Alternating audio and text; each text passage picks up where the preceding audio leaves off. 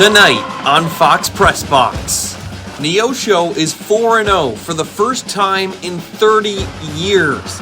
The Wildcats try to continue their historic start on the road at Webb City, where the Cardinals are 1-3, but hold a 26-game winning streak over the Wildcats. In the Big Eight, Lamar was shocked by Cassville on the road last week. Tonight, the Tigers host Mount Vernon, who also has just one loss on the year. In Kansas, Fort Scott has started the year 3-0, but gets its biggest test this evening at home as they host Pittsburgh, who has looked like the team to beat in the SEK. Highlights from those games and much more coming your way.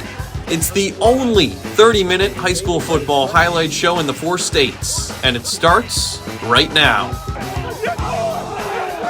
You're watching Fox 14's Press Box, sponsored by Missouri Southern State University, Matco Builders, Roper Kia, and Kramer's Quality Meats of Grove. Hey, welcome into Fox Press Box. As always, I'm John Dales, joined by Brock Baldridge.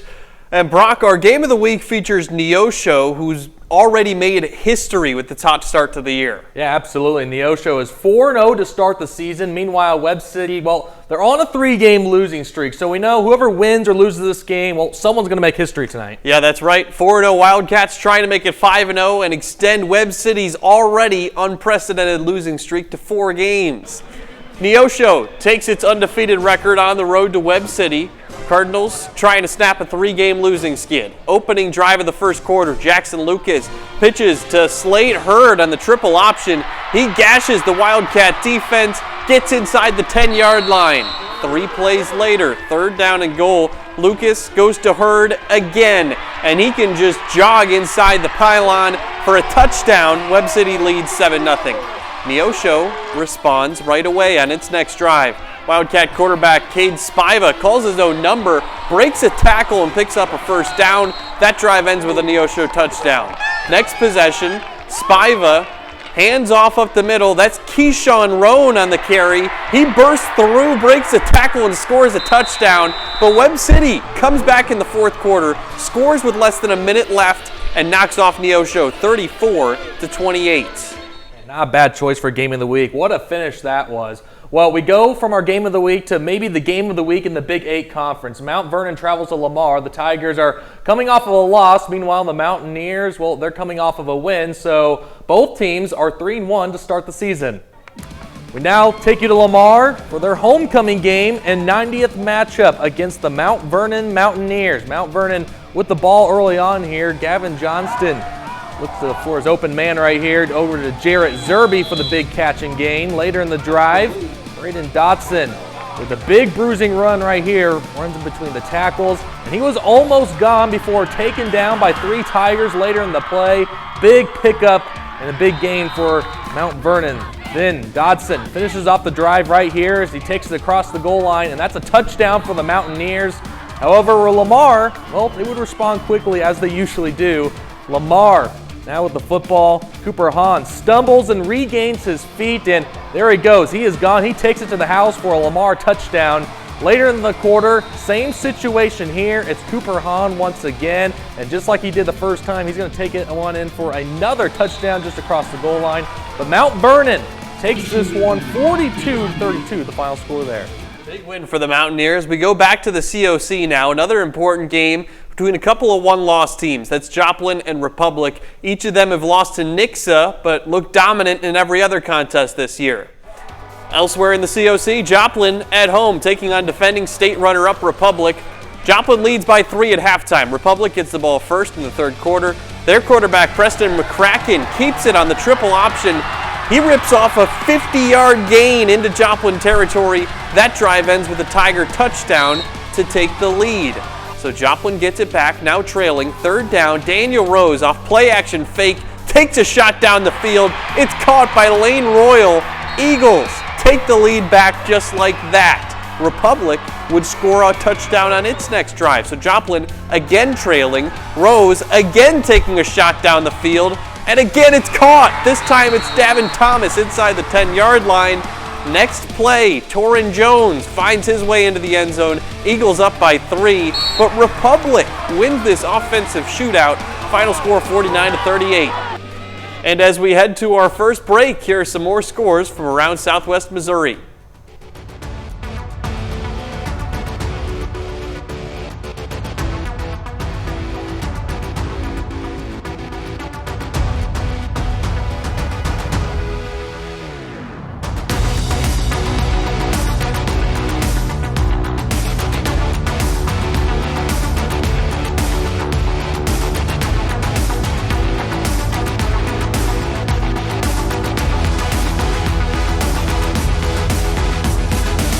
You're watching Fox 14's Pressbox, sponsored by Roper Kia, Missouri Southern State University, and Associates of Dentistry. Welcome back to Pressbox here on Fox 14. We now turn our attention to Kansas high school football as a handful of teams start to break away from the rest of the pack in the CNC Conference. We kick things up late in the first half.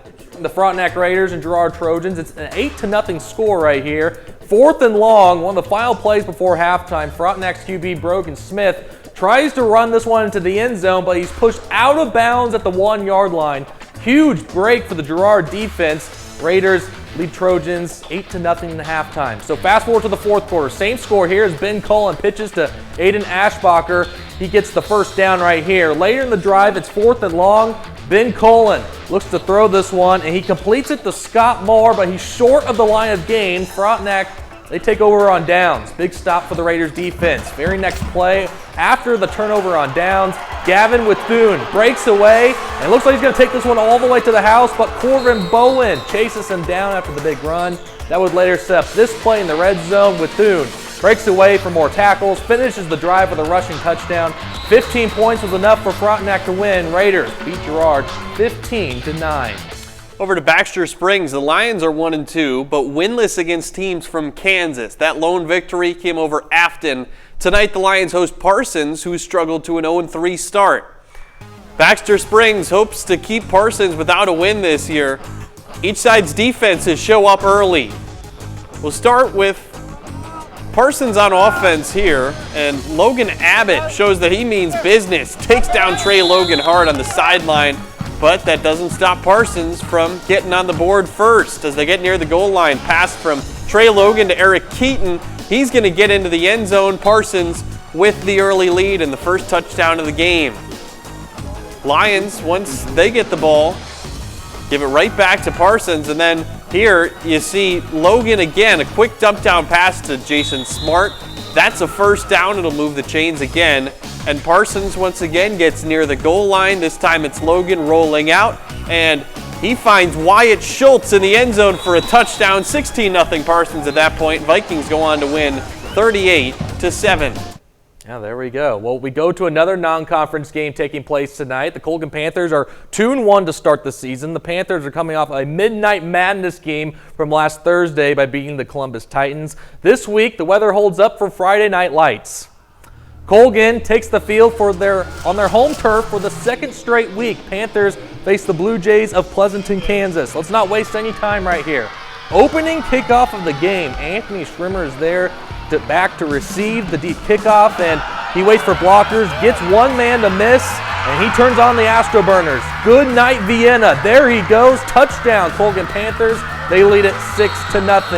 Next Colgan drive, Noah Duncan takes the handoff right here, goes right up the middle, almost untouched as he scores the touchdown. Extra point is good by Joe Lomschek as he boots this one through, and a swarm of kids after the football right there. Next Panthers possession, Carson Simmons keeps it himself. He is in the end zone. Colgan leads 20-0. Later in the first quarter, second down here, Pleasanton, Camden Stanton tries to escape right here, but he can't get away from the pressure of Will Schrimmer. He gets the huge sack on the quarterback. All Colgan tonight. Panthers dominate Pleasanton. Colgan wins 66-8. As we go to another break, here are some scores from throughout Southeast Kansas.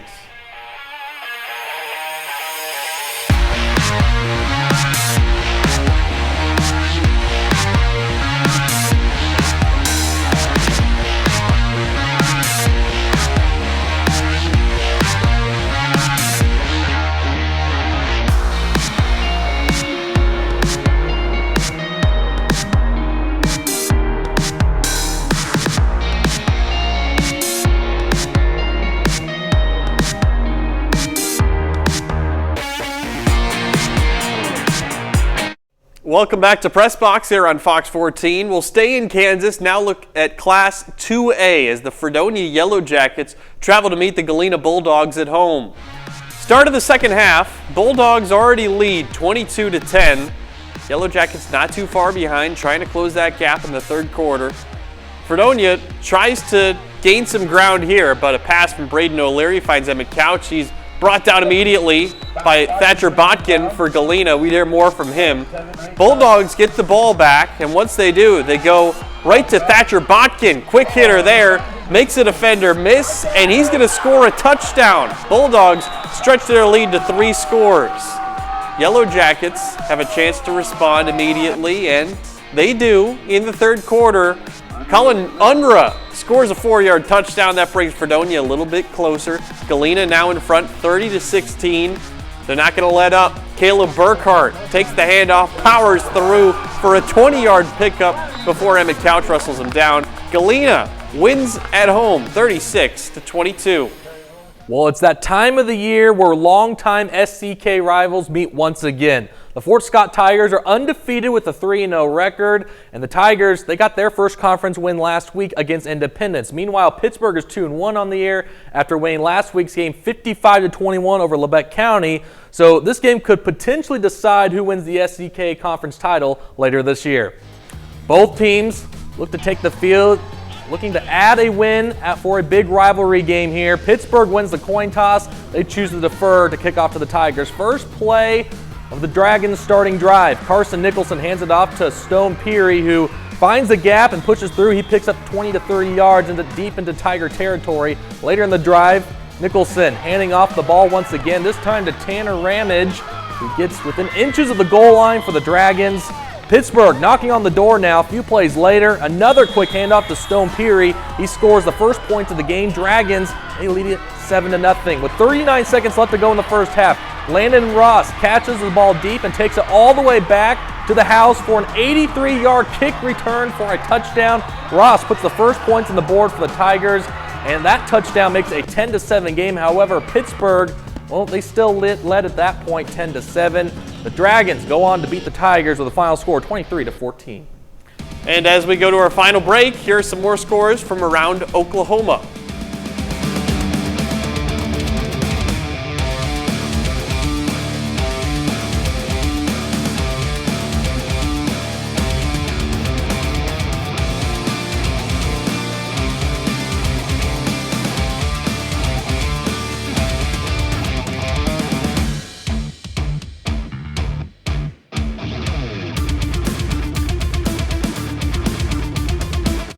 Welcome you back here for Pressbox on Fox 14. John, one of the surprises this year is the East Newton Patriots. They go on the road to face the Nevada Tigers, who is a team that starts their season 3-1. Going back to some Big A action, here we are in Nevada as the Tigers are hosting the East Newton Patriots. Here we go from the opening kickoff of this game, and boy, it would start off with a bang. This one's kicked deep all the way back there as the sophomore John Collins makes a few guys miss, and there he goes. He turns on the jets, takes the opening kickoff 80 yards all the way to the house to give the Tigers the first points of the game. Nevada now driving with the football here after the team celebration. Yeah, you gotta love the guys right there. Looking to attack for Nevada through the air. This one is tipped and is intercepted by Braxton Wolf for East Newton. Oh, big interception there. Later on, East Newton with the ball deep in their own territory, but River Enlow makes a nice move, splits the defensive line, and you can kiss him goodbye. He takes this one for 90 yards, a huge rushing score to put the Patriots ahead going to halftime, but Nevada would run away with this one in the second half. Nevada beats East Newton 28-7. Well, Liberal is at home taking on the Jasper Eagles, and we'll get right into those highlights. Liberal against Jasper. Liberal with the ball, start of the third quarter. Hector Cruz takes the handoff, eaten up by a group of Eagles. But Liberal not going to be stopped that easy. Next play, Mark Rowe almost swallowed up, but he cuts it to the outside, hits the Jets, and scores a 46-yard touchdown. That makes it, actually 46-12 at that point. Liberal way in front. Jasper ball now, Colt Clements heading to the outside, finds the gap. He gets a pretty nice gain here before he's brought down by 2 Bulldogs. Next play, bit of a high snap, but recovered by Jasper's Carson Lehman. Evades multiple tacklers before being brought down. Now, show won't stop for Clemens. Later on, he gets a snap, takes it to the outside before finally being brought down short of the end zone, just short. Jasper tries to fight its way back in here in the third. Eventually, Lehman throws the ball to the end zone. That's Clayton Anderson who makes the catch for the touchdown, but Liberal comes out on top, wins it 54-26. And now for our performance of the week, you get 3 options.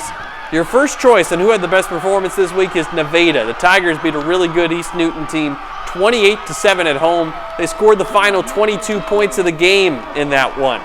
And while your second option is Parsons, the Vikings entered tonight as an 0-3 football team, but they did not look like a winless team. They beat Baxter Springs 38-7 on the road to earn their first victory of the season.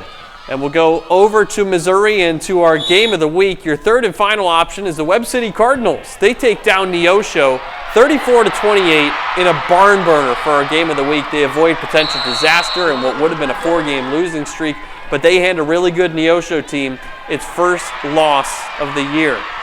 Well, we had a lot of good options there, and a lot of teams definitely sticking out as potential contenders for a state championship. But hey, that's all the time we have for you on this edition of Pressbox. Thanks for staying up late with us. We'll see you back here again next Friday night.